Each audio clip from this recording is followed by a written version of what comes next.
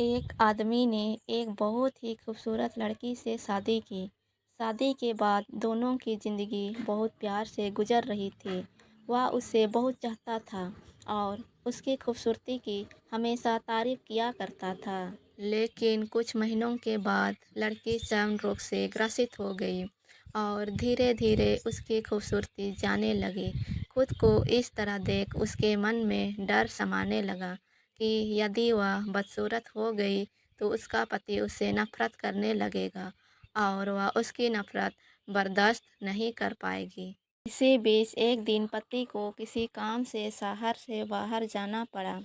काम खत्म कर जब वह घर वापस लौट रहा था, उसका एक्सीडेंट हो गया।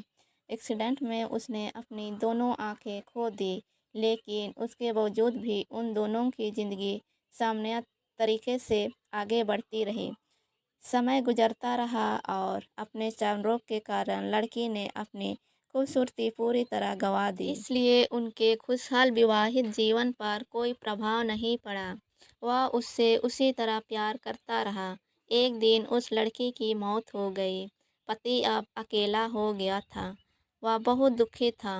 वह उस शहर को छोड़कर जाना चाहता था। अंतिम संस्कार की सारी क्रिया विधि पूर्ण की और शहर छोड़कर जाने लगा। तभी एक आदमी ने पीछे से उसे पुकारा और पास आकर कहा, अब तुम बिना सहारे के अकेले कैसे चल पाओगे? इतने साल तो तुम्हारी पत्नी तुम्हारी मदद किया करती थी। पति ने जवाब दिया, दोस्त, मैं अंधा नहीं हूँ।